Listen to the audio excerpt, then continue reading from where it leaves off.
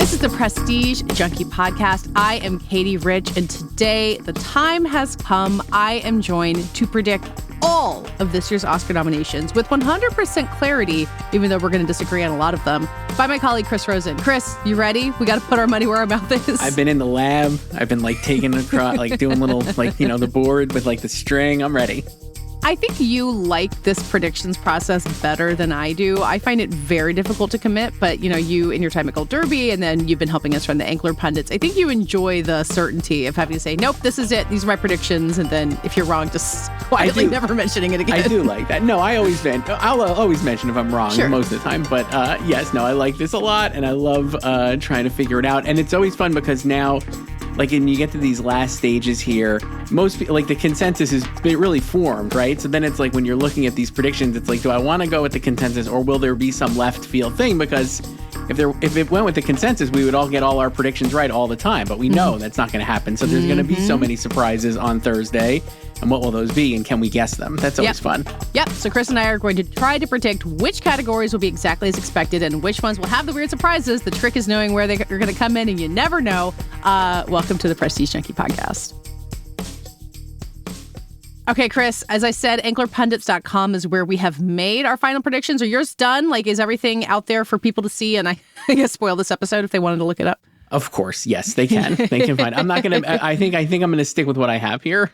Do you Famous think last words. That after we record this, you will change your mind and it will look different? I reserve the right to change. I 100% reserve the right, and I feel as we talk through these things, we will, kind of maybe change each other's minds, right? I'm sure you're we'll see. I'm easily persuaded, usually by the last person I speak to, and so that's always a problem. So I'm gonna be yes. Every time I try to look at a category and be well, I don't know if this is going to get in for costume. But then what else is going to get in for costume? I just go off of vibes. It's a vibes-based prediction process, which again, I think is why the predictions markets, our friends Holly Market from the Golden Globes, can only get this to a certain extent. They can get a lot of the chalk, which is a term I didn't know till this year. I think I learned that from our fall festival draft, and now I'm using it all the time. Nice, way to go. But See? you just never, you're not going to see the 100-year-old man who climbed up a hill or whatever in the makeup category if you're Polymarket, right? You gotta know the territory. Yeah, that's what we're here for. That's what we're here for. We're doing our best to know the territory. So we're going to go through our predictions, basically starting in the order we have on the pundits page and work our way up. We are going to skip the shorts. I have links to some of the shorts. I haven't yet to watch any of them. I find it incredibly daunting to deal with the short films in advance. Have you ever tried?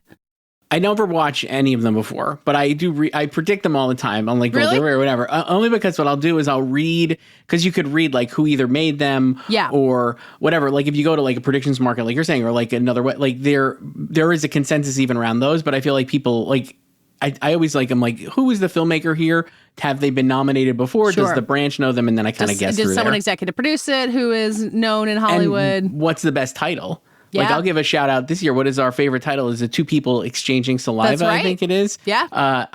I'm almost guaranteeing that we'll get nominated because I'm the title is so strong. And I know people really like the movie as well, which is also good. Yeah, it's maybe easier to predict the nominees than the winners, because the winners, I will watch all of them. I will think I know the narratives and the story, and then something crazy will happen basically every time. So stay tuned for that adventure. We'll watch the shorts, we'll talk about them, and probably get our predictions wrong. So we're going to start with casting, the newest Oscar category. Before we get into our predictions for the casting category, and this is going to be a long episode. I think people have already figured that out. What have you noticed about the role of having this casting category in the race? Having casting directors out on the circuit really for the first time, some of these being people who know everyone in Hollywood, have worked with everyone, and just haven't been eligible in a category before. How do you think it's impacted things? I've loved it because, like you said, it's a lot of great people who have done casting for years. I feel you're seeing them out there. It's a great way to celebrate casting and the ensembles, but I do feel we're seeing more and more people are really, this year especially, and maybe because so many of the top movies are so ensemble heavy, but from PTA to Ryan, everyone is constantly talking about the cast and the casting. And I think that's where we're seeing it, obviously. And maybe that would have been the case this year anyway, because these movies are such ensemble movies at the top. Yeah, that's true. But you're obviously getting that added thing. And I'll be very curious to see, this is branch voting.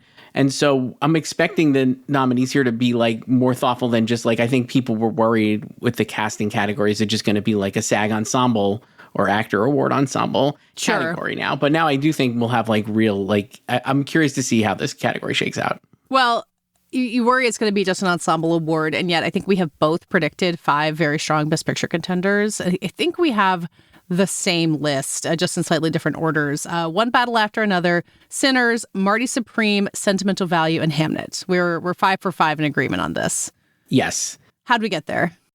Well, I feel like Sinners, One Battle, Marty Supreme, and Hamnet all feel pretty safe. And I went with basically my thinking on this, and I don't know how you thought about it, but I was like, which movies have like big discoveries in their cast? Mm-hmm. So Sinners obviously qualifies with Miles Catton. Mm-hmm. Obviously, One Battle is like Chase Infinity. Yeah. And Sentimental Value, I think for a lot of, certainly, I had never seen Inga Elias Ibsadar before, right? And anything. So like that was great.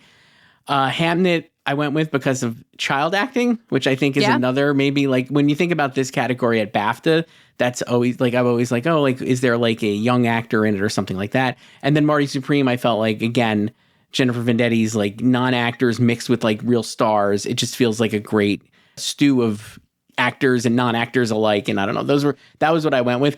There is a short list for this category, right? So that's part of it, yeah.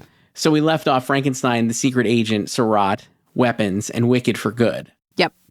Any of those, I toyed with maybe The Secret Agent, but I think what we're going to talk about a lot in this is how strong is The Secret Agent, because it does feel like it's coming on very, very strong, as did Surratt when these shortlists were announced. I mean, Surratt has about 8 characters in it. It does feel a little tough to compare to the rest of these. So I had the same questions. Who is the casting director for Frankenstein? Because I was also thinking a lot about these people just being really well loved. Like Nina Gold is the casting director for Hamnet. She has worked with absolutely everybody. Same with Francine Maisler for Sinners. So even if these movies didn't have these exceptional ensembles, there are just people who are dying to give these people their due finally. I mean, I thought that too with like Wicked is Bernard Telsey, who's like a famed, like, obviously like an incredible casting director who's done a lot of great musicals and movies and worked with Jonathan Demme. But at the same time, I do think we'll see this year, like these movies feel pretty set to me. I also was always like, with Sentimental Value, I guess that's the one maybe people could see not making it. I don't know. The other 4 feel pretty safe to me, but I was so like, I do think you get credit for crafting a believable family, not just a discovery. And I'm like, that really feels like a family, like casting a family like that, I think is really impressive. Yeah, I would agree. I think my pick for the spoiler would be Secret Agent in place of Sentimental Value, but I'm sticking with what we have because, and I'll talk about this too, I think Sentimental Value is pretty strong, even though it feels very quiet. And I think it's going to pop up in a lot of places where some people might have given up on it. Mm-hmm. I think you might be right. Okay, on to original song. What do you have joining Golden, which I'm pretty sure every single one of our pundits has at the top of their list with good reason. What'd you go with? This one, another one I was challenged with, but I'll just read them off quickly. Yeah. I have Sinners, I Lied to You. Mm-hmm. I have Diane Warren's Dear Me. Of course. I have the song Train Dreams from Train Dreams I stuck in there. I changed my picks a little bit from what they were. I'm looking at your picks on the pundits page. I'm changing it as it goes. Don't look at the picks on the pundits page. Okay. I put Train Dreams in. And then the last one I have, I'm going to go with the Avatar song. Or is that right? 1, 2, Dream 3, 4. is one. Yes. Yeah. Dream is one. I was going to do double Sinners. Yes, that's what you had on the pundit page now. I could see it both getting in, but I just feel like no. And I kind of think maybe Train Dreams gets in. And so you went with Last Time I Seen the Sun, which is the one from the very end? No, I went with Lied to You. Okay, which is the big song. Oh, yeah. Yes. Actually, hang on. I am changing mine because that's why I forget which one is which. I think that you were right, that I Lied to You is the one to be there. That's the one, right? Yes, that's right. Okay, so we overlap actually a good bit. I went with Golden, and then I Lied to You. I just changed to it because I realized that's the song I meant. I have Diane Warren in there. I don't feel great about it. I think the competition is weird enough. I have Dream as one. I think Andrew Wyatt and Mark Ronson are a really strong duo when it comes to this. They've been out there doing press. They did a big event for it. Miley Cyrus was in the mix for her last Showgirl song last year, but didn't get in. And then I stuck with the girl in the bubble from Wicked for Good. And I don't know if I agree with myself on putting it in there, but I just stuck with it for now. What do you think? I would have gone back to that. That's certainly like probably a consensus choice. It's certainly the song from the movie that people responded to more than the other song. That was the Cynthia Erivo song. And I can't even remember the name of that song, which is probably No a Place problem. Like Home, which is a very famous line from a famous movie called The Wizard of Oz. I'm just kind of like, as we'll see throughout my pick, I'm like kind of soft on Wicked pretty across the board. I think many people are right there with you. And I think if it was a bigger sensation, maybe it would get in. And while Stephen Schwartz is obviously a legend, and I could see this branch just being like, yes, we want to do it. I totally agree with you. I think the Miley song from Avatar with Andrew Wyatt and Mark Ronson, and they've been everywhere. And Miley clearly seemingly wants this. Like she's been everywhere, like truly. I was like, that could get in. And then Train Dreams, that's like a little bit of a flyer to me just because it doesn't seem typically like the song that they would pick. But again, they've been really promoting it heavily. And I don't know, I just think it's a stronger movie than Wicked. And so that's why I went with that. And I agree with you about Diane Warren. I just always put Diane Warren in. But I think every time you think she's done, she's right there. And it's a small branch that votes for this. And they are finicky and they like what they like. And that's why I kind of wonder about Two Sinners songs. I think that's a high bar to clear to be able to get in there. And yeah, I think us not underestimating Diane is the right move. Yeah. If you were to kick out one of your songs, would it be Girl in the Bubble? Is there something else that you think is on the fringe? I guess I would kick out Train Dreams, and maybe I would put in the ones I was looking at that I like beyond the Sinners, the second Sinners song. I was like, what if it's like something like Dying to Live from Billy Idol? Because J. Ralph is another. Oh, J. Ralph, you're right. It's another famous, like the Academy seems to enjoy theme, him. Absolutely. Yes. And so I was like, oh, maybe something like that. I have my eye on Drive from F1. That's another one. That's like that and Dream is One are kind of paired for me. I think I wrote about them together in the newsletter. It's just like big blockbusters that probably aren't getting in for Best Picture. We'll talk about it. But have these big pop stars who can get all over the place for them. Mm-hmm. I also kind of want to take a flyer on Sarah Bareilles for Salt and Sour Than Sweet. Like if someone were to knock out Diane from kind of her golden perch, I think that song, Sarah Bareilles has been everywhere. Tig Notaro's getting everywhere to promote that documentary. I think Sarah Bareilles is really well liked, so I'm keeping an eye on that one, but not predicting it. I could see that too. I thought that's a good dark horse. Yeah.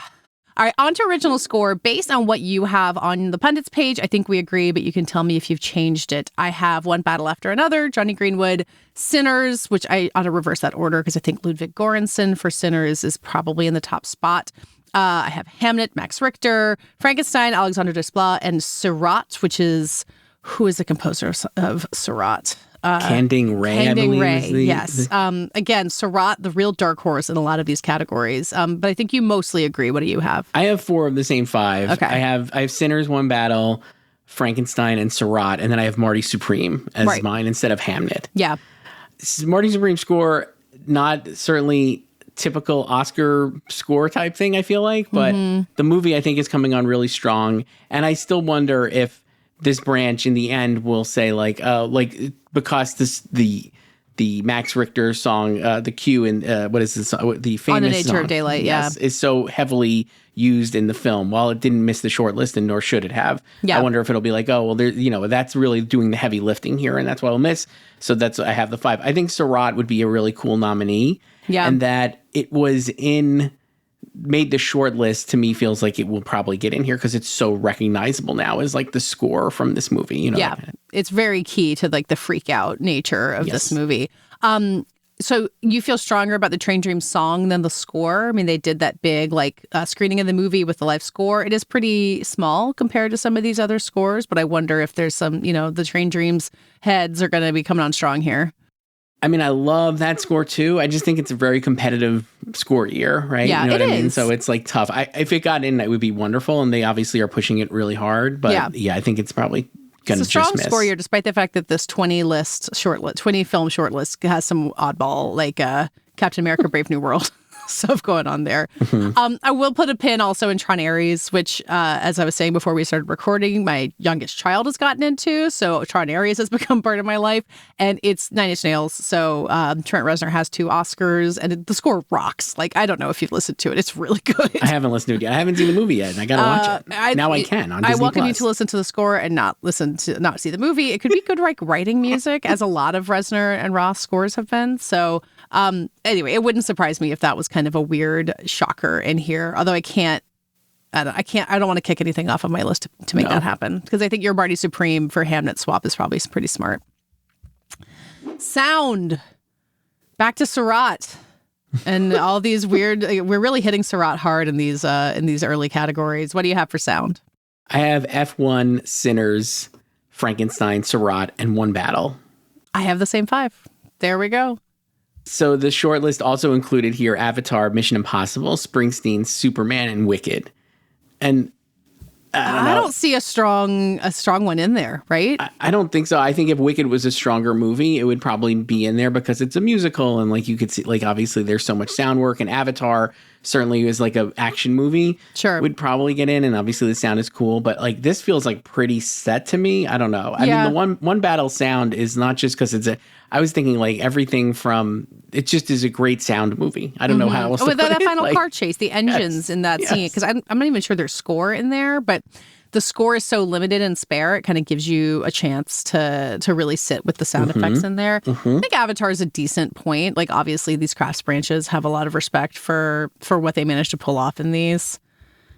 But yeah, they have the same 5. I do wonder also about Springsteen, because that movie is so much about like tapes and analog and like the ways that you record things, and musicals do historically do reasonably well in the sound category. So if Wicked's not going to get in, maybe that's Springsteen, but that might be a stretch. It's been funny. You kind of wrote about this too this week or last week, I guess now.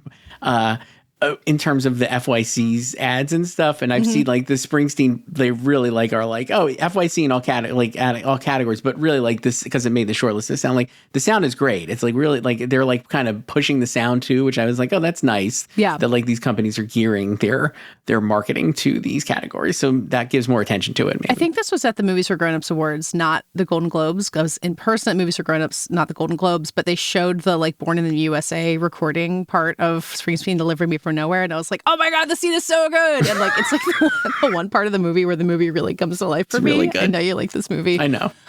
So that scene is loud and enjoyable, so who knows. Visual effects, finally time for Avatar, Fire and Ash to have its moment. This is what I got. Hang on, where are your visual never effects mind. on the pundits page? Okay, all right. Well, then just read it out to me. Avatar, Fire and Ash, F1.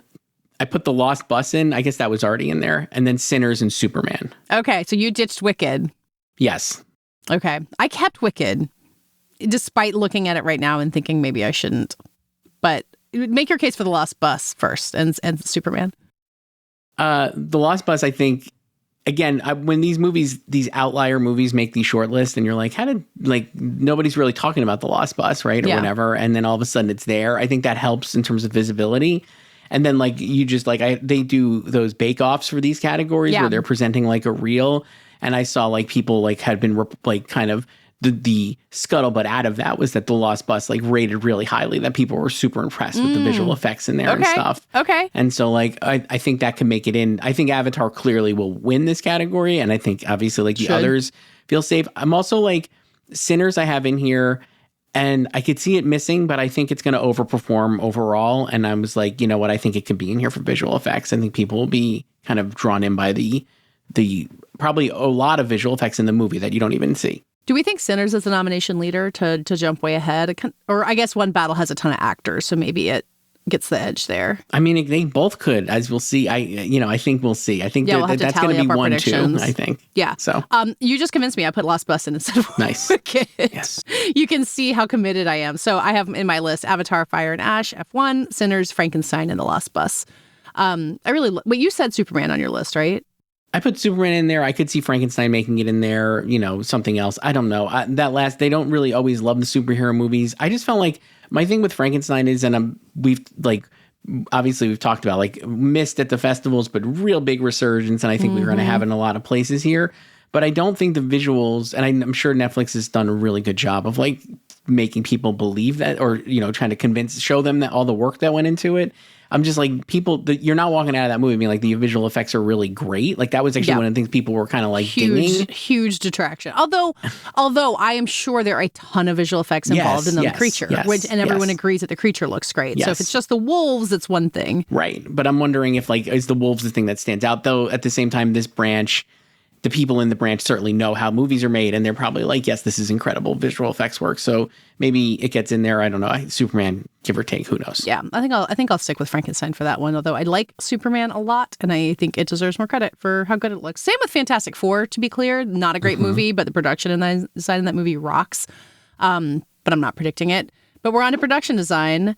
And I'll start with my 5. Why not? Speaking of Frankenstein, I put in Frankenstein. I do think in these visual crafts, it's just going to really like run the table on that. Sinners, another obvious one. Marty Supreme, the great Jack Fisk, creating 1950s New York. It's incredible.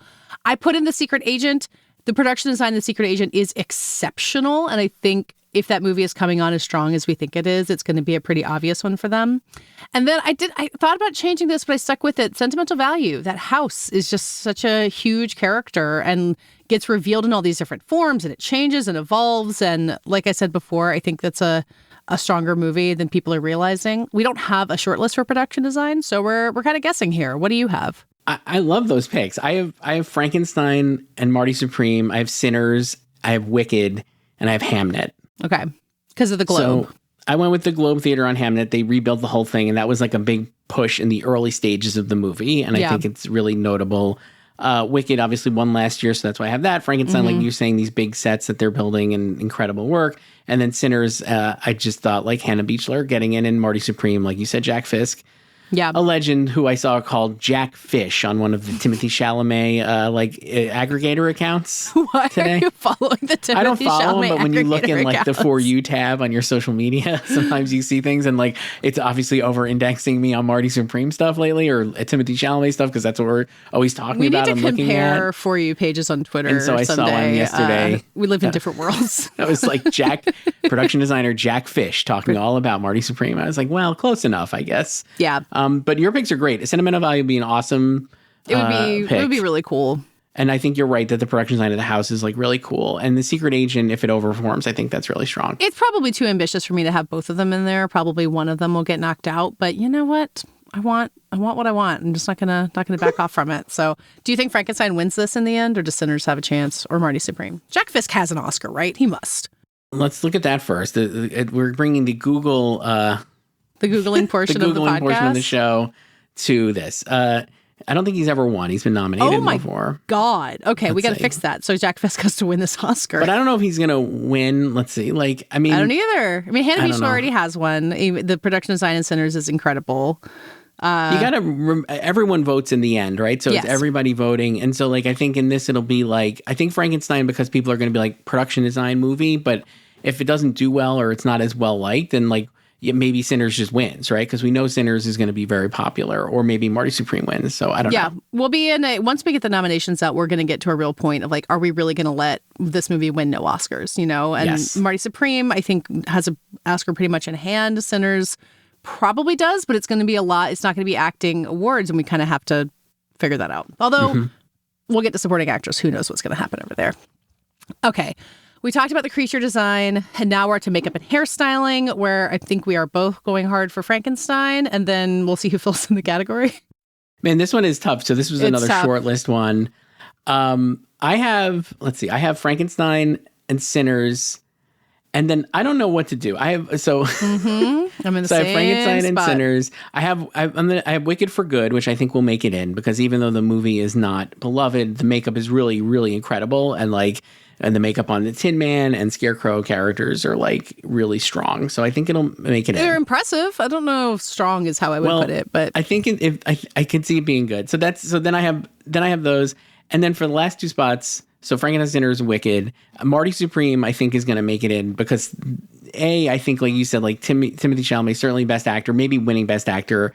And we've seen how they carry and makeup awards like to go hand in hand. Yeah. I just don't think you could get a better endorsement for the makeup work than Gwyneth Paltrow looking at Timothée Chalamet on set and being like, boy, your skin is so horrible, and maybe I could help you with some skincare routine. And him being like, Gwyneth Paltrow, I am in makeup. I have great skin. I have beautiful, famous movie star Timothée Chalamet. I have beautiful skin. I do not need any skincare tips, but that's how good the makeup is. I had the same moment of watching the movie and thinking, wow, his skin is worse than I thought it was. So I'm right there with you, Gwyneth. So I think that'll help. And then for my last spot, right now, I think I have The Smashing Machine. And Man, that it's movie Kazuhiro, who has dead, 2 Oscars, I think. Yes, Kazuhiro has 2 Oscars, and I think people really do respond to him in that branch, but I don't feel very good about it at all. I think you could say, like, if it's one battle all the way, like one battle could get in just for the Sean Penn makeup, right? Like that's what it's on the short list for, and like then why not? So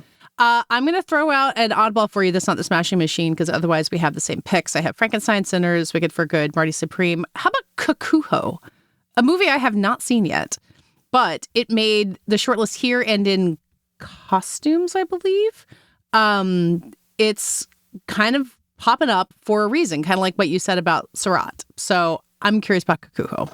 I think it could get in too. I wouldn't be surprised if it does, I guess. Like, and I think that's pretty good. The other one I was looking at was Nuremberg. I could see making it in. What's the makeup? I've seen Nuremberg. I'm trying to remember like what the standout makeup and hairstyling is in that movie. Nuremberg made the shortlist here, and it made the shortlist and the long list, at BAFTA. It's funny that the BAFTA calls it long lists and the Oscars call it short list, but they're the same number of lists. I think that's really strange. I didn't think about that. But yeah, that Nuremberg made that there. So did the Smashing Machine, so maybe that like helps it. But like, I could see Nuremberg, Dark Horse, and then the other one, it would be hilarious, is The Ugly Stepsister, which is way too gross for me to even think of watching. Yeah. But why not getting it? I mean, this is the category the Substance won last year, so you never know. I just feel like Kakuho is going to show up somewhere. Actually, Tom Cruise's favorite movie. Katie. That's right. And speaking of which, I have predicted it in costume design, which is our next category. So I may as well just move along to costumes. So it's like a kabuki historical drama in Japan. It is the Japanese selection for international feature, I am pretty sure. Yes. Okay, so I guess it made 3 short lists. So I have that. I have Frankenstein, obviously. I think that's a pretty clear winner here. Sinners, Wicked for Good. That's last year's winner. Those costumes are pretty exceptional. And Marty Supreme. I think I kind of, I don't know. I just kind of went with that as a default. What do you think? I don't know. I think that would be great as well. Costumes in that movie are great.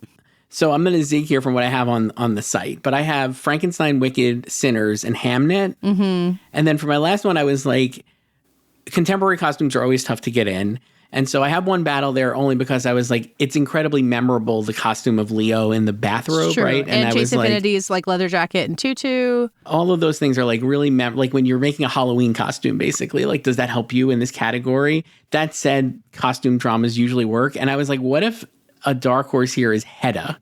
Which Hedda has great costumes. Beautiful gowns, great gowns, beautiful gowns. And I'm like, what if that makes it in here? Great, and so I'm going to go with Hedda as my last pick, as like a surprise on Oscar nominations morning. So I have Kakuho and you have Hedda. Yes. And probably one of us will be right. Maybe. We'll see. Yeah, I mean, I have Marty in there kind of under the assumption that it's strong. But as you can see, I think we both keep contradicting ourselves, being like, well, this movie's coming on strong, but I'm not predicting it in this category because it doesn't serve to your point my on priors. Marty, I mean, it's like period costumes, which are always a win. Yeah. And it was on the BAFTA long list as well. So I'm like, okay, like that maybe gets it, that could help it a little bit too, or it has that kind of international support maybe. And like, it is coming on strong. If I had to drop one there, if I was going to drop one to put that in, I don't even know what I would do. I guess I would drop Hedda probably. Yeah, I kind of feel like I should have put Hamnet on here because I love and like, obviously that movie is very well loved. So a lot of people want to vote for it in a lot of places. So who knows? But at least I think we both feel strong that Frankenstein, Sinners, and Wicked for Good are heading at the top of this category. And then let's go. Those are going to be great. We'll see how it falls out. Okay, interesting one with film editing. Famously getting nominated for film editing, you kind of have to win Best Picture. I have One Battle After Another and Sinners, both in film editing. I don't have Hamnet. I think I might change it while we're having this conversation. So tell me about yours. Well, I have One Battle and Sinners. I have Marty Supreme. I have F1, the movie. And then I do have Hamnet. And I didn't feel great about it because I really wanted to put Sentimental Value, which has, again, with editing, I always think it's like most editing is going to help here, or like notable things like montages. Excellent montages. Incredible montages. And I almost put it in, it missed the BAFTA long list. I'm going to keep going back to this, but it's very helpful. I was like, it probably should have made that BAFTA long list, I think, if it was going to be in there. But that said, I could still see it making it in. I think I just keep going back to the montages and Sentimental Value and being like, what if it makes it in? That said, I did put Hamnet in the 5th spot because, like you said, for it to win Best Picture, I think it probably this is one of those like old school Oscar stats that some mostly works out still. Yeah. And like, I just feel like it has to probably be in here. And I don't see why it wouldn't be really. So that's why I kept it in. There's kind of a hypnotic effect of the movie that happens through editing, right? Like it's sucking you into its world through the power of that. So it's I don't think it's an unfair spot to put it in.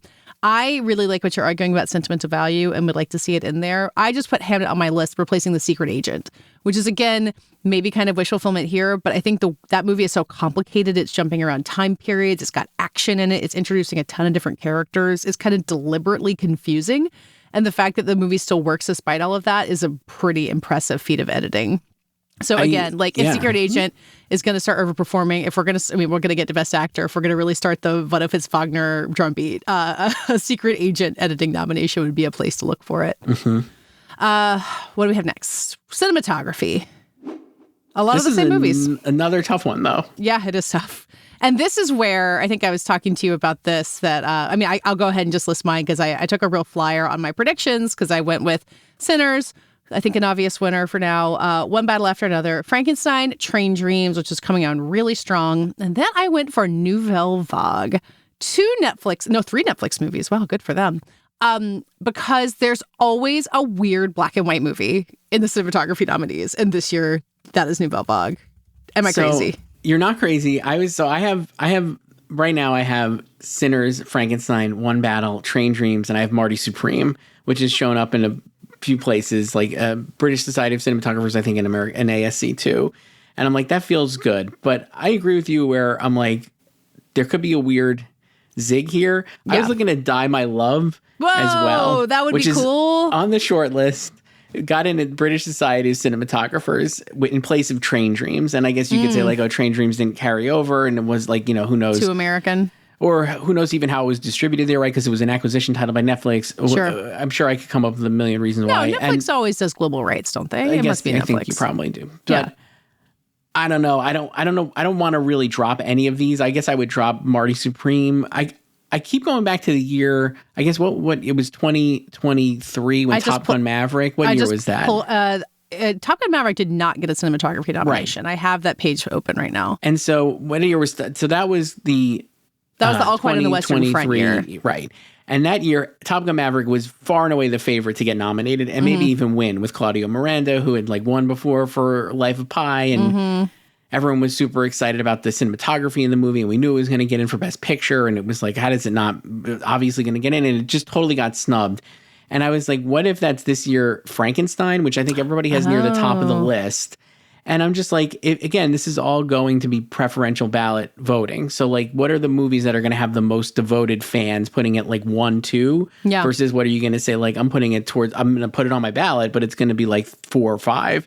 And so, like you said, Sinners, I think people really love in One Battle. Train Dreams, I think, has a real wealth of support. I could see Marty Supreme having that, and Die My Love maybe too. And then does Frankenstein miss? I don't want to predict it, but I'm I kind of think maybe it could. But I wonder if that's F1, which we haven't even talked about. That's a really close Top Gun Maverick comp, and it's on the short list, and it's got pretty great photography, but neither of us think it's going to get in. What if it gets in then? You're right. So this does feel tricky to me a little bit, and I do think it's not as obvious as these top 5 or 6 movies. So we'll see. I mean, the flaw in my Nouvelle Vague theory is that it's not some big name cinematographer who's getting in, which was the case with something like Maria last year, which is Ed Lachman. Same with El Conde the year before, also Ed Lachman. He is an icon. Ballad of a Small Player, I also strongly considered, because that movie was widely disliked. You saw it on a big screen, but the only thing anyone ever has to say about it is that it looks fantastic. And this branch likes their people, and it's from James Friend, who won for All Quiet on the Western Front a couple of years ago. I don't know. It could happen. I could definitely see that happening. And this is usually a category where you would get a left field kind of. Yes. How did that get in there? Nouvelle Vague, to your point, though, black and white movies always really excel here. But that's why I was maybe Die My Love has a lot of those day for night scenes where it's looks almost black and white. And I was like, what if this actually makes it in? I think it's Seamus McGarvey, right? Who's the cinematographer of that one? I think so. I'm talking myself into predicting it now. Wait, okay, so what were your 5? Because I have 4 and then my weird swing Nouvelle Vague. Do you have Do you have the same thing but a different weird swing? Mine just is Marty Supreme. I don't think you have Marty Supreme. Okay. So. I don't know about Marty Supreme. I don't it's not the polished part of that movie, you know? Like I feel I don't know. This is me not knowing a lot about cinematography also. Okay, so we both predict something weird will happen, but we don't know what. Great. Love going on the record. Here's where I'm really going to fall apart with my knowledge, which is doc feature, which I always really struggle with. I'm very behind on seeing documentaries. I can keep track of what has been getting a lot of attention, which I think is pretty much just The Perfect Neighbor and My Undesirable Friends, despite the fact that The Perfect Neighbor is on Netflix. Anyone can watch it.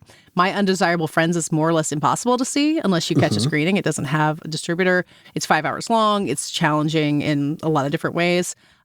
Just to go down the rest of my list, I also went with Cover Up, which is also Netflix, as is Apocalypse in the Tropics. Am I getting that right? I think so. I mean, Cover Up is definitely Netflix, so. Yeah. And then I have 2,000 meters to Andrivka as my 5. What's your 5? So Apocalypse in the Tropics is Netflix. Okay, thank you. I'm trying to figure out the 5 here. So I have My Undesirable Friends, Perfect Neighbor. I have Alabama Solution in there, 2,000 meters to Andrivka, and Apocalypse in the Tropics. But I don't have Cover Up, which I feel like is a miss. But I'm going to stick with these 5 because I just feel like maybe it is a miss. I don't know. You think that you're the one who's missing out, or you think Cover Up is going to miss? I think I'm wrong that Cover Up is going to miss, but I don't know how to put it in here. So I'm going to stick with these 5 that I have because I like these 5. Cover Up is interesting because it did come into the fall festivals with a ton of hype. It's Laura Poitras, who has won in this category before. It's Seymour Hersh, a big journalism icon, but it has been quieter. And I mean, this has just been a quiet doc year. I don't think anything has really popped negative or positive out of any of these, except I think The Perfect Neighbor has gotten a lot of attention and I think is probably the winner, but I don't know.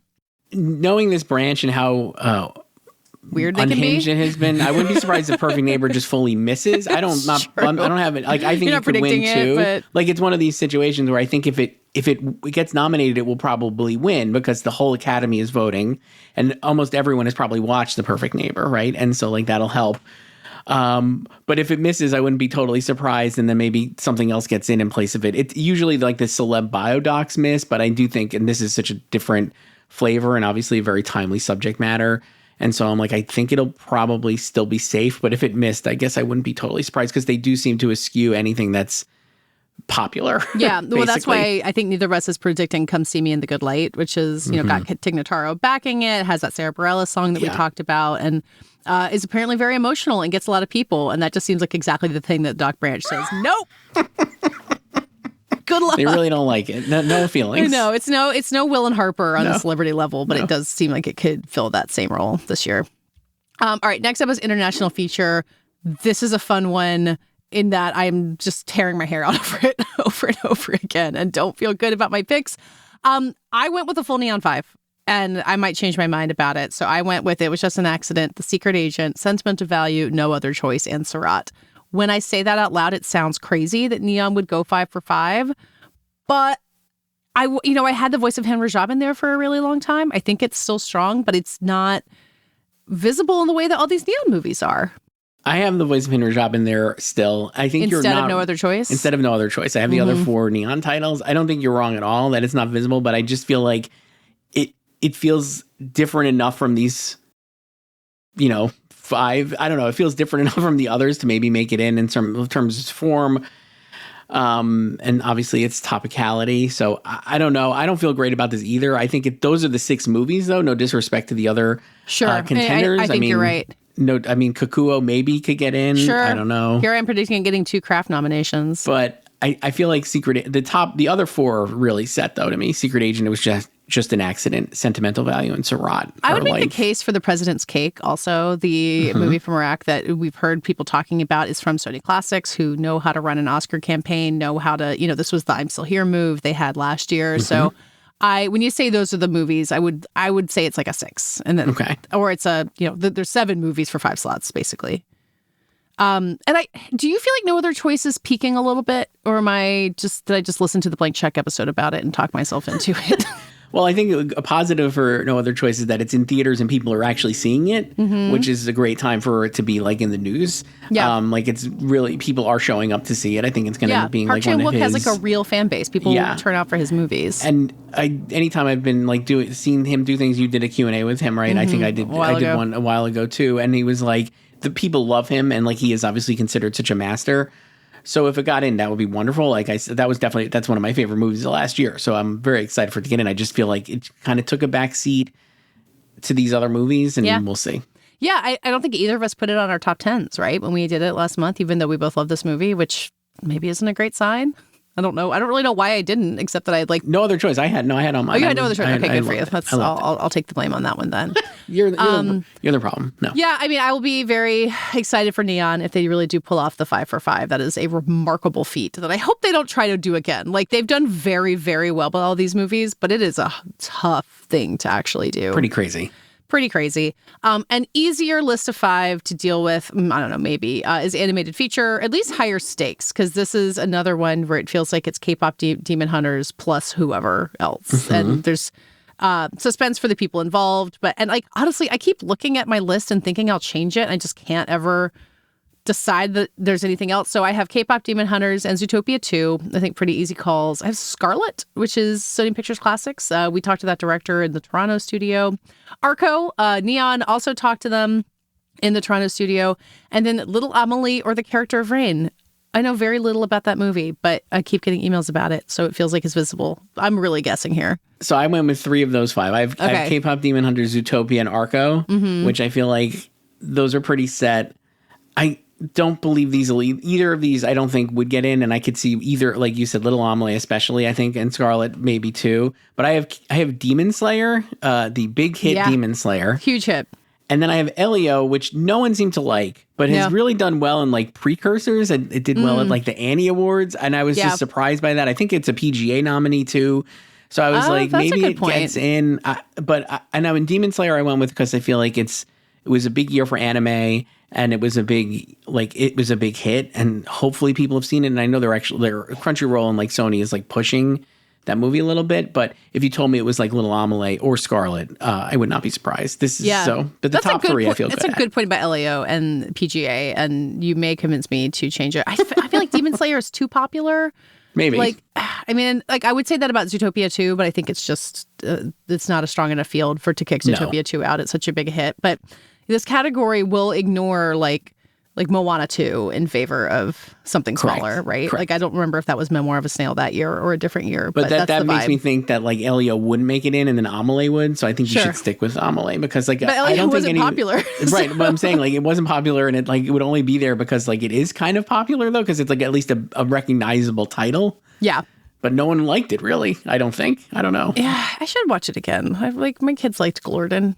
I don't know. My daughter really liked it. She was like, that was a good movie. And I was like, I guess so. Haven't you ever tried to ask your kid, like, what's your favorite movie? And it'll be like, whatever's the last thing we just saw. Yeah. What'd you give that? 100 out of 10. Okay, cool. I thought you hated it. I didn't like it, but it's 100. Okay. Yeah, because we just went to the movies and ate a bunch of popcorn. It felt great. All right, now we're getting serious now. We're getting up to the screenplay categories. I am tearing my hair out over the screenplay categories. And I do think adapted is funky and hard to predict. So we're going to start there. My list is One Battle After Another, Hamnet, Train Dreams, Frankenstein, and Begonia. And I have the same 5. Oh, you do? Okay. All right. I was really second guessing myself here. What am I missing? What are the things that ought to be popping up in here that you feel like nothing? I don't know. I mean, I think based on how the season has shaken out, I think, people are excited, like No Other Choice maybe, or Ryan Johnson for Wake Up Dead Man. I did have No Other Choice in here for quite a while before I took it out. Do think because Train Dreams has come on really strong and Begonia has really just kind of sat there all year as like kind of here's a movie that people obviously have responded to. We're going to get into Begonia soon. It kind of sticks in there. And then Frankenstein would be the last one. I don't think the script of that movie is its strong suit at all, but it just keeps coming around. And it's like it's adapted from a famous book, obviously. So I feel like that'll help it. I don't know. I would love to see No Other Choice get in here. This is like kind of conspiracy theorist, but and maybe it could help or hurt. But remember, like Park Chan-wook got expelled from the WGA because of claims that he had worked on his editing HBO work on show, The Sympathizer, yeah. Sympathizer, and he like really forcefully kind of said how wrong that was and how unfair it was. And I was like, in some world, I could see like this writer's branch, maybe they're like, you know, if they're not excited, like if they're very pro WGA or whatever, they might just be like, yeah, Park Chan-wook, why did you do that? But I could see other people in the same branch being like, he's right. Like this is like, you know, we have these rules in there to keep the nuance of it all. And like, you know, kind of like blanketly just like barring some really great members seems not strong. And so like, I could see it going either way. Maybe he gets in, but I just don't know what else I would drop. I'm going to keep Frankenstein because I think the movie's too strong. Yeah, I think you're right. I'm also looking down this list at Hedda. You know, we were just talking about the costumes for it. Nia DaCosta obviously has another big movie coming out right now. So in the news, I don't know that the writing of that has been promoted enough to make that possible, but it does feel like it's not totally impossible. Yeah.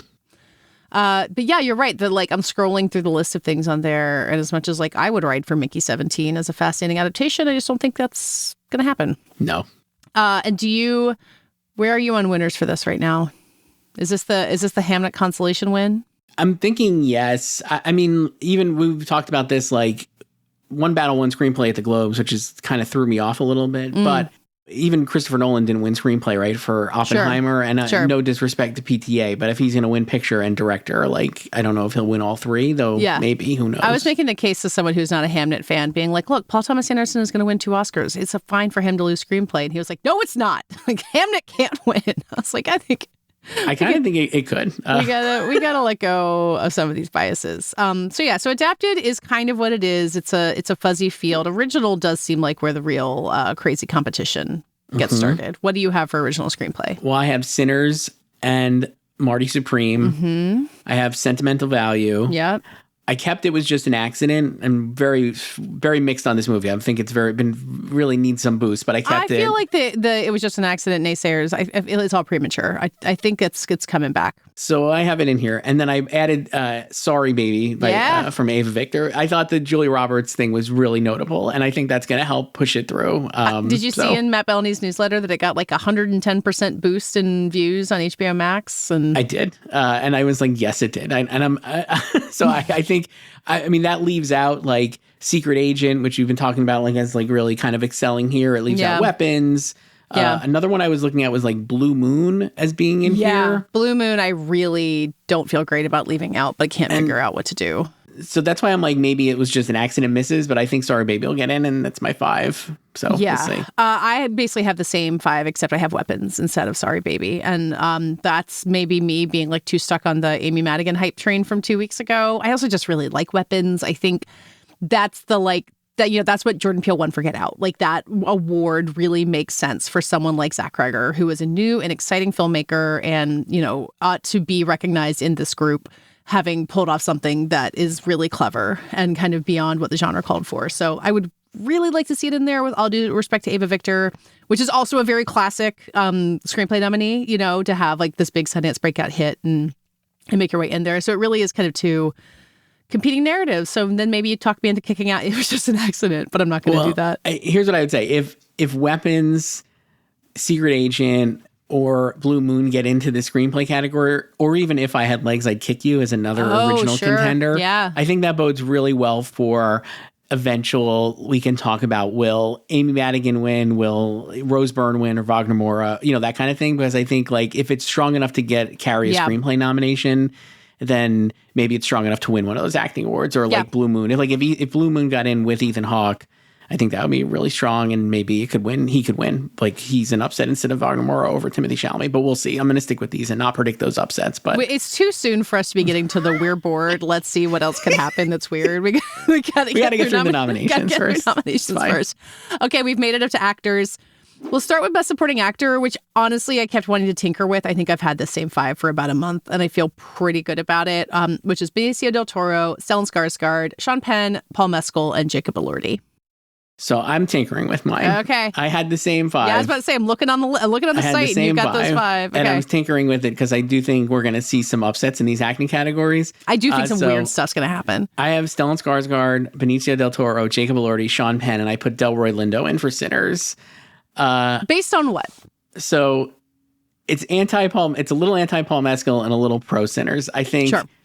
So we'll start with the Paul Mescal part because everybody has him. He's going to really, no matter, I feel like he's either 4 or 5 on a lot of these ballots because I think Stellan Skarsgård, Benicio, and Jacob Elordi would be like top 3 because people are either really responding to those actors or the performances. They've been everywhere and they've won a variety of different things. And then Sean Penn and Paul Mescal are 4 or 5. But Penn's in like a very strong movie, right? And like is a great actor and people love. And same with Paul. Do you think him smoking inside the Golden Globes made people want to vote for him more? I kind of think it did. I really do. He's just cool. Because I think so many people still smoke in Hollywood, even though they are not supposed to admit that they do. I think it made him look cool. And so then you get to Paul and like the whole movie, like we were saying, like we've said about Hamnet, like I think while the character has been elevated from the book and the adaptation of Shakespeare, it really is still Jesse Buckley's movie. Yeah. And like, I think the parts of the, like, I don't know, like my sense is from the critiques that like some of his stuff is not landing as well as most of her stuff, right? Like in terms of like, like to be or not to be seen or whatever. I mean, people are wrong. It's fine. It's fine. They can be wrong. And then for Delroy, like, I really thought he would get in at SAG, but that Miles got in at SAG to me was even as good almost because it means that like they're still paying attention to Sinners, right? Sure. Like, and obviously it's very strong. He made the BAFTA long list and I could see him getting like a sneaky BAFTA nomination, Delroy Lindo. I think if we had the BAFTA nominations before this, like you'd be like, oh, maybe the cumulative view, like would be like, oh, maybe like we could see some other changes here. And I do think like he reminds me so much in terms of the way the movie is being positioned. I think it's obviously better than Barbie, and I think it will do better than Barbie at the Oscars. But he does feel to me like America Ferrara, who had like the one big scene, and that was it. Now you could say Miles has the big scene because of the music, but I think the Delroy Lindo scene in the car is like one of the best scenes in the whole movie. Yep. And so I'm like, he has this big moment, he has this big speech. It's very memorable. He's a very beloved veteran. He missed that Oscar nomination for Da 5 Bloods. But it was in lead, and supporting is more friendly to like older actors. And then I'm like, what if he's like, remember when we had like Belfast, we had like, you know. Yeah, Kieran Hines got in instead of Jamie Dornan. Or like, or Maggie, Judi Dench got in right instead of Katrina Balfe. Yeah. Or like, you know, we always see those Judd Hirsch instead of Paul Dano. Sure. And so I'm like, what if Delroy Lindo is in that group of beloved veterans? And kind of he is, and like there's really no other actor of his, like Stellan Skarsgård obviously is like the same age bracket. He's going to get in. Obviously. So I don't know. That's why I'm going Delroy, and I do think I would love to see him get in. So I really like every argument that you made. I think you make an excellent point. I think Hamnet is too strong to knock Paul Mescal out. That's really my only case against it, because I think the narrative for Lindo makes perfect sense. He won that award at the Movies for Grown-Ups Awards and gave this great speech. I think if it happened, we'd all be thrilled. Like, probably even Paul Mescal would be thrilled, you know? He's going to have many more chances. Delroy Lindo is way overdue for his first Oscar nomination. So I guess I get to have it both ways. I predict Paul Mescal, but then if Delroy Lindo wins, I'll be happy. It's good. But I do feel, I mean, and like we're both leaving out Sandler, who's been really out here trying, and the final fringes. I can't figure out how to make a case for it. I can't either. The movie just didn't take off, unfortunately. So. No. And he and George Clooney are such treasures. So, all right. Supporting actress is where the wheels really could fall off. And like, I hope desperately that I'm wrong and something weird happens. Although I took a flyer. So are you ready for my Yes. crazy galaxy brain? Yes. I have Amy Madigan and Tiana Taylor and Inga Ibsdottir-Lilius. I have put Wumi Masaku back on my list and off so many times. I have gone ahead and put her back on. And then I was really looking at the 5th spot and really not feeling Adesi Azion. And I know you're going to talk to her for a minute. So I went with Nina Haas for Hedda. Nice. Just because I just feel like it could happen. That movie is sticking around. It keeps it shows up on short lists. It shows up in places that you don't necessarily expect it. I think it was at the Golden Globes as well. She's tremendous in it. Anyone who has seen the movie has, I think is blown away by her performance above all. As I said, Nia DaCosta is out there. I think it's probably bringing more eyeballs to Hedda, if anything else. And I think this supporting actress is such a specifically fuzzy category. There's going to be a lot of probably people with similar number of vote totals in those 4th and 5th spots. And I think something weird could happen. And if anything weird happens, it could be all fanning, it could be all kinds of things we're probably about to talk about. But this is my one big, go big or go home. And if it happens, I'll be thrilled. I'll say this. I've talked to multiple Oscar pundits in the last 2 months who have been pounding the pavement for Nina Haas getting in, including Wilson Morales, who has said that to me multiple times. Great. So you're not alone in thinking this is a possibility. I think it would be great. A total surprise nomination. We've seen that before, right? Definitely. In this category. It would be really cool. And I think, I don't know where to, part of me is like, we talked about this before, like Hedda, the Amazon titles this year, or just not taking off, it right? didn't like, have its moment. After The Hunt and Hedda, where there are two big ones. And it seems like they've been quiet, but the alternative is like, they've really only had a focus on Hedda. And like, they've probably done a really good job of keeping it out there and getting it out there in terms of like, oh, it's at different places. I saw her, she was at the Gotham Awards, like giving a tribute to Tessa Thompson. And it was really great. And I was like, I could see it happening. So that's a great flyer. And to be clear, this flyer required me to take Ariana Grande off my list, which I resisted forever. I also have Ariana Grande off the list. Wow. So the Arianators or Ariana-nators or whatever they're called. I don't remember how you do it. Are not going to be thrilled. So I have Tiana Taylor, Amy Madigan, Odessa Zion, Wunmi Masaku, and Inga Ibsater Elias. Okay. My case for Odessa Zion is, I've been kind of saying this since I saw it, but it felt very much like Monica Barbaro coded to me. Oh, sure. She really does pop off the screen in the movie. And getting in at SAG, I thought was like a real sign of strength. She's on the BAFTA long list, so I could see her getting in there. And I was watching like a video of Sean Baker with like Josh Safdie that A24 did this week of like them interviewing each other. And like Sean Baker was like, wow, she really blew off the screen. And I was just like, I think there's like going to be that feeling. And I think Timmy is strong enough to carry her in over like Gwyneth Paltrow, who really never kind of took off this year as a contender. No, and then God bless having her back, though. It's been great. And then we both have Wunmi, and I think that's really going to happen too. Again, the movie is incredibly strong. She's probably one of the biggest pops in the movie, I think, for people. She's been super visible over the past week or two, 100%. like getting back out there for the movie, which I think was really important. My question about Odessa, and I realize what this sounds like, having just talked about Sean Baker. Obviously, Mikey Madison wins last year, but is that character likable enough to do a Monica Barbaro style getting swooped in? Because Marty is already such a tough hang. And Marty himself, I think, Chalamet is pretty undeniable. But I mean, that might be my hang up, to be very clear. Like, I'm wondering if female characters are likable is a plague. But, it's a challenging movie, and her character is a challenging part of it. And whereas Joan Baez is kind of like the voice of reason in A Complete Unknown, telling Bob Dylan to get his shit together. It's not a poor note. It's not a poor note. But I'm going to stick with it just because of the enthusiasm. But I think that if she does miss, that would be something. But I don't know who I would put in.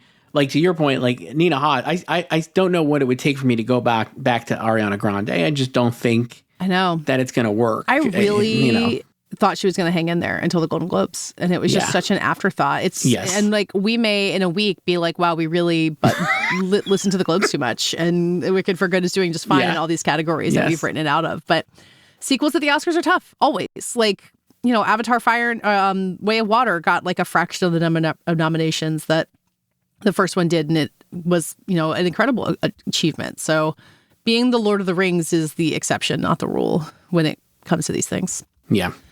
You ready for Best Actor? This one I've also made a couple. I think I've changed many times on this. I have been sweating the fifth slot in this category nonstop, which is actually it's exactly what we did last year. Like last year, it was just like the same four guys all year, and we never knew who was going to be in the fifth. This year, it's been all over the place, but it still, to me, feels down to four guys and a big old question mark.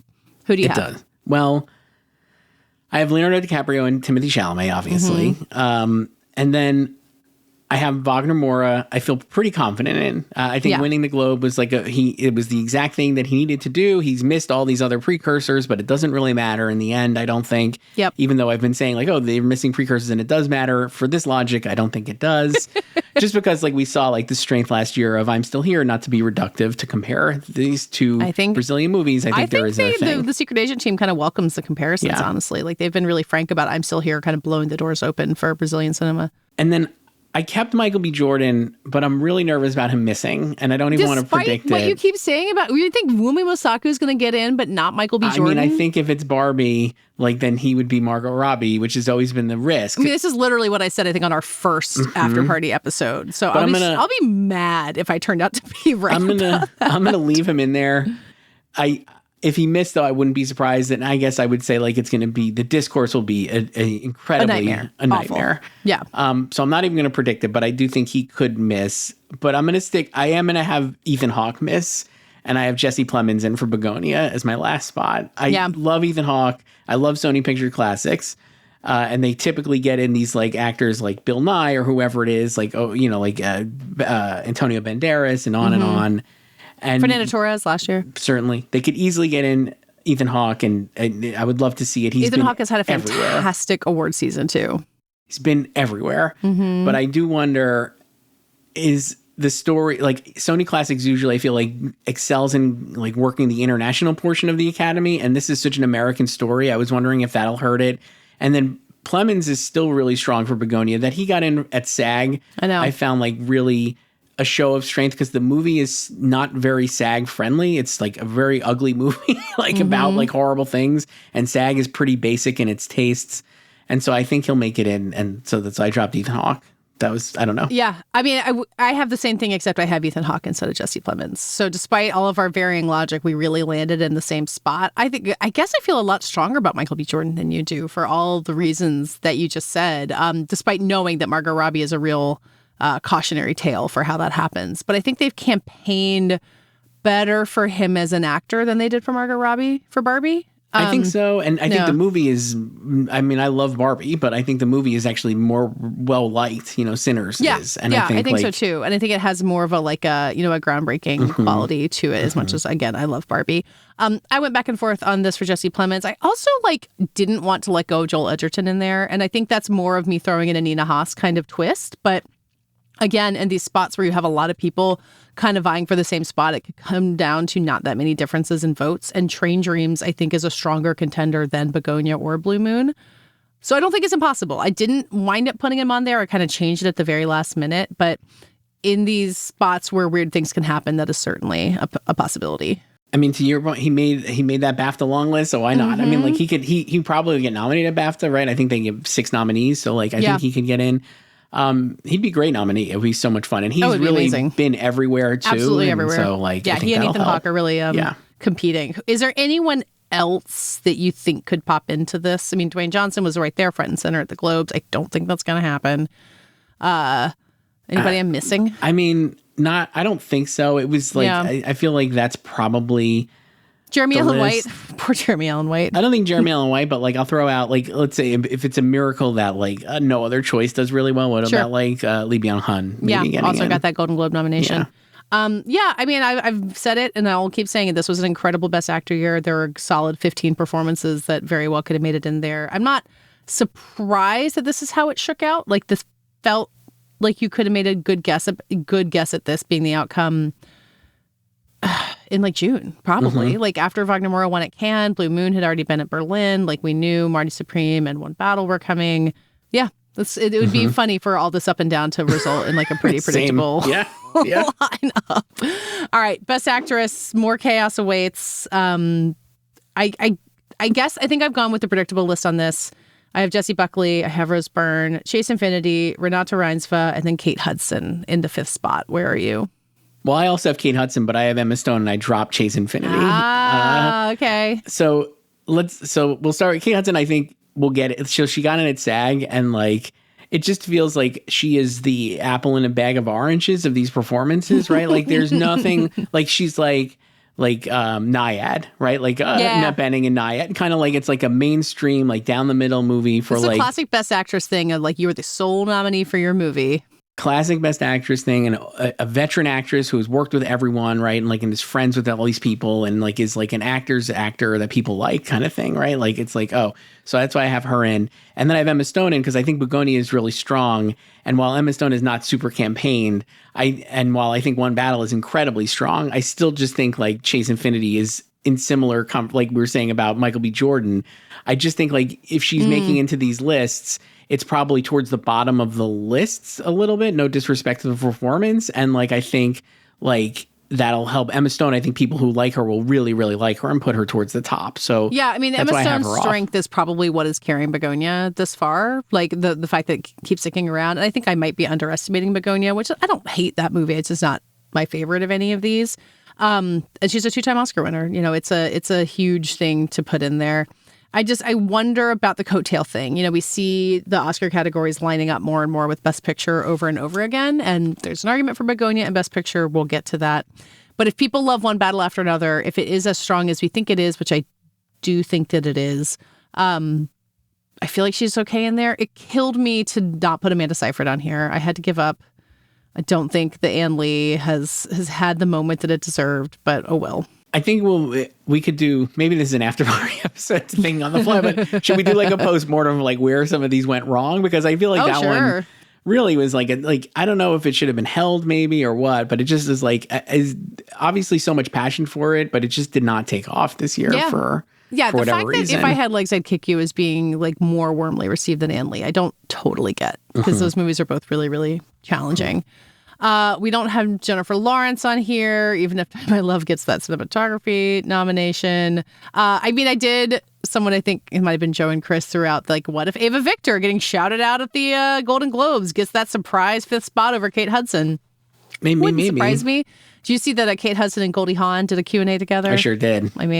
Pretty good. That's why Kate Hudson's getting in. I'm just like, she's like one of the Hollywood's own. It's really the Andrea Riseborough thing. It's like, it's not, that movie is more significant than To Leslie, but it's playing that same book of being like, you know us, you like us, here's what we can do. And have you still not seen Song Sung Blue?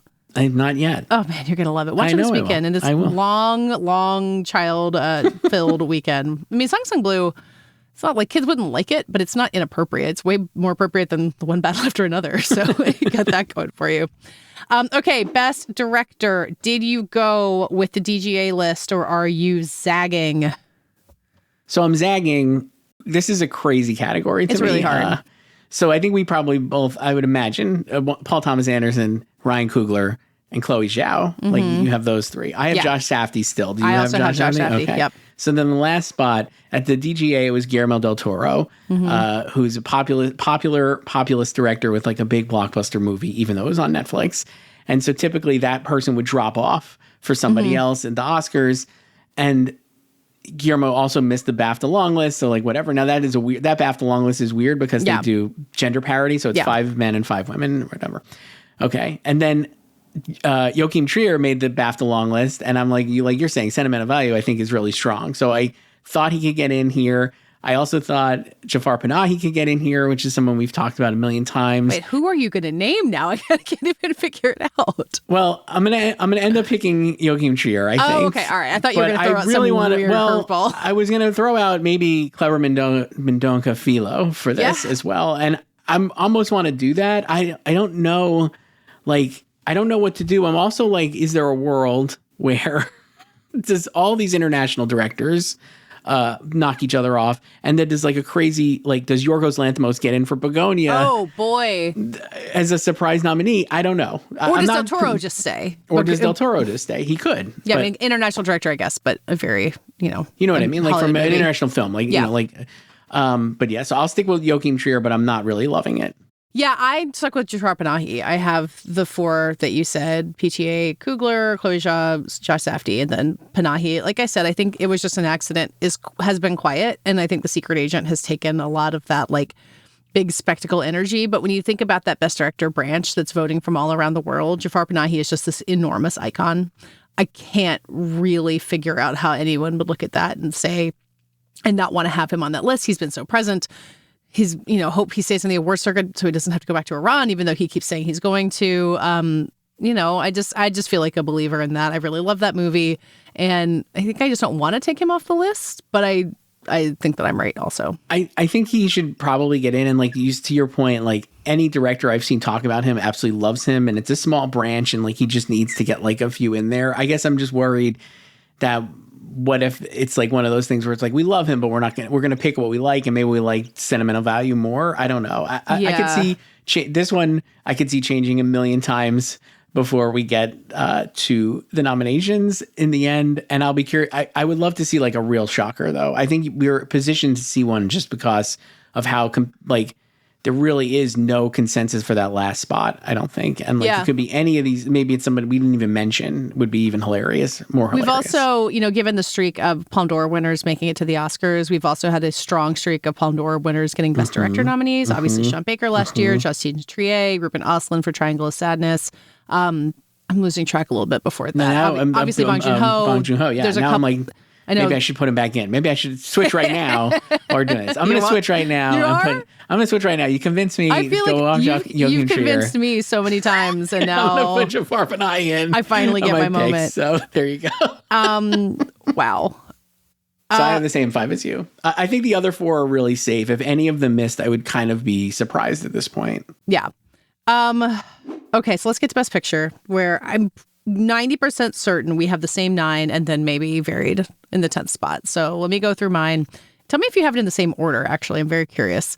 I have One Battle After Another, then Hamnet, then Sinners, then Marty Supreme, then Sentimental Value, then The Secret Agent, It Was Just an Accident, Frankenstein, Train Dreams, and then in that 10th spot, Sweated It Forever, I put in Blue Moon.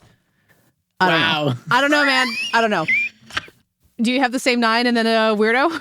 I have the same 9, and then I don't have the same 9 because I have Begonia in there. I have not in the 10th spot. Not in the 10th spot. My 10 right now is One Battle, Hamnet, Sinners, and then I have Marty Supreme. Mm-hmm.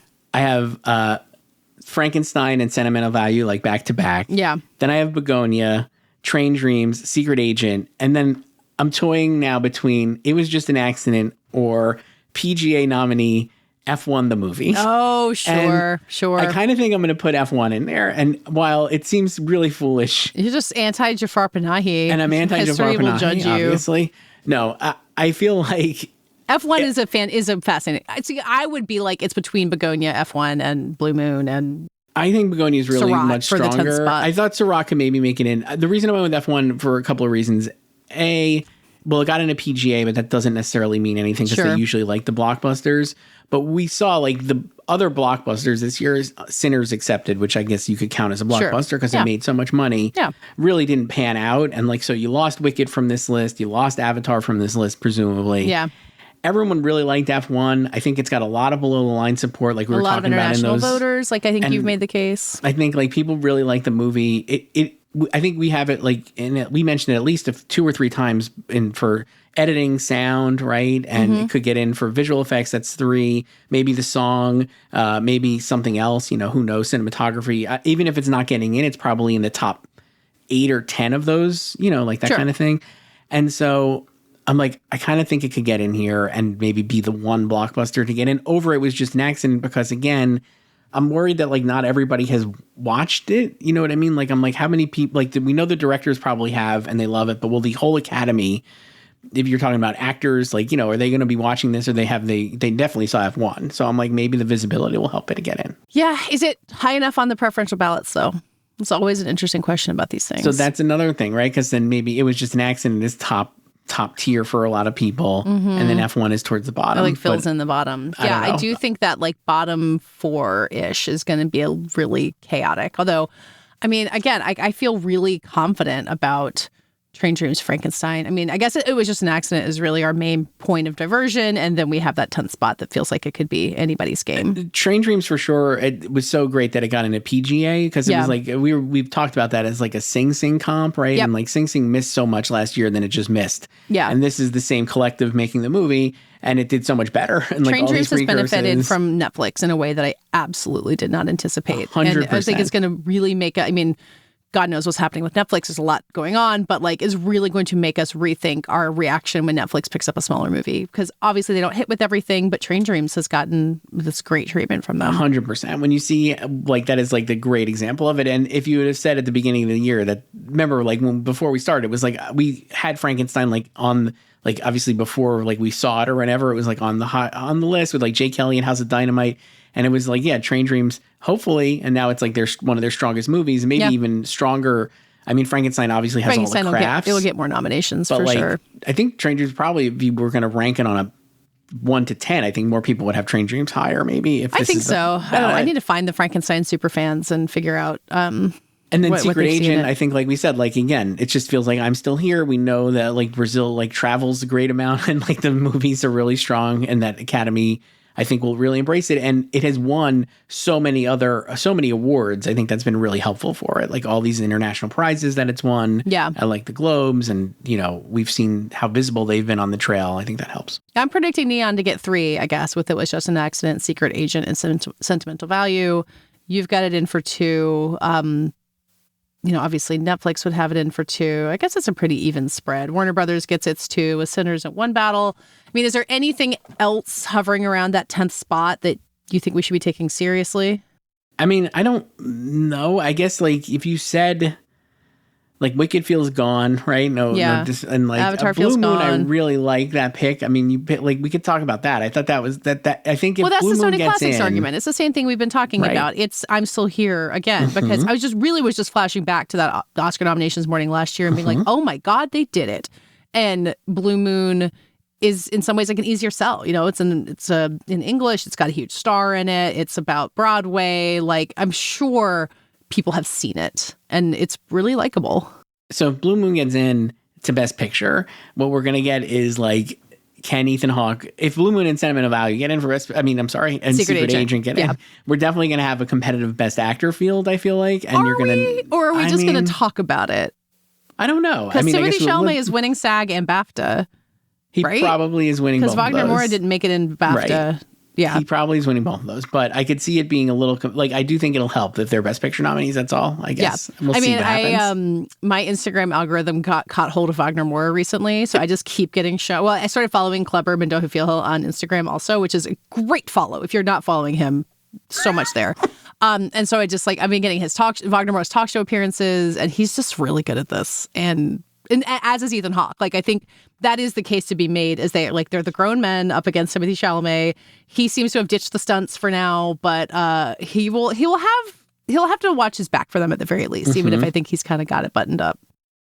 And there we go. So I'll be curious to see. I like that pick though. I've played with Blue Moon. I'll throw Seurat out there too. Seurat too, sure. That'd be a fun one. It's funny. And I guess like in director too, Olivier Lache could get in even without. One thing do you think we'll ever see a director get in without the movie getting in now? A lone director when there's 10 nominees for a picture. Can we do that anymore? Wasn't that another round in 2020? But that wasn't a full 10, right? I think it was like a sliding scale. Yeah. So it's been a while since we've had, how long has it been since we've had a full 10? Like 3 or 4 years? Yeah, I think so. So I'm like right now, because you deftly convinced me to switch to Jafar Panahi. I'm predicting that he'll get in for for director, and it won't get in for picture, which seems kind of crazy. Well, but I'm going to stick with it because it's a crazy year. It's totally possible for the exact reasons that we're talking about. When you have a competitive group of films kind of at the bottom, it's just a good year. You could have a Best Picture 15 with no problem whatsoever. And you have a director's branch who is more attuned to international film, and, no suit Jafar Panahi is for sure, as opposed to the entire Academy as a whole, who might have just been like, not really my movie. This could be the year that would happen. It'd be really interesting. It's gonna be so much fun. I'm hoping. I'm really hoping that this pays off, because we'll see. I don't know. Okay, so wait. So you have Begonia and F1 in, and I have It Was Just an Accident and Blue Moon in, and I don't feel great about it, and I don't think you do either. And no, we'll see. Well, that's our predictions. Again, anklerpundits.com is where you can find our predictions and everybody else's. I'm going to try not to tinker with mine too much. I've been doing it live on the air, but by the time people see this on Tuesday, everything will be set in stone. And then, so the plan is that you and I are going to hop on Substack Live. I guess we're just going to watch the nominations together like we did for the Globes, and, watch it live and then talk about it. And that'll all be on Substack Live.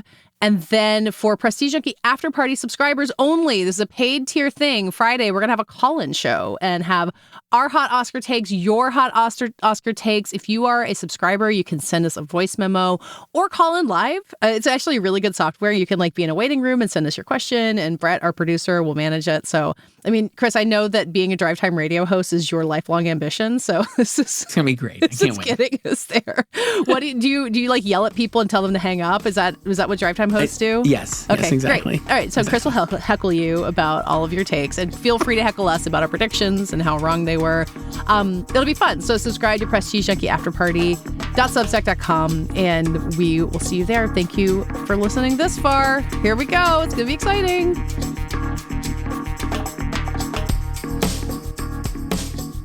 That does it for today's episode. Like I said, we'll be back on Substack Live on Thursday talking about these Oscar nominations, and then have a special call-in show for Prestige Junkie After Party on Friday. You won't want to miss it. In the meantime, this podcast is edited by Brett Fuchs and produced by Brett Fuchs and me. Our theme music is by Dave Gonzalez. Thanks again to my co-host and colleague, Chris Rosen. Subscribe to the Prestige Junkie newsletter at theankler.com and to this podcast on Apple, Spotify, YouTube, or wherever you get your podcasts. See you Thursday.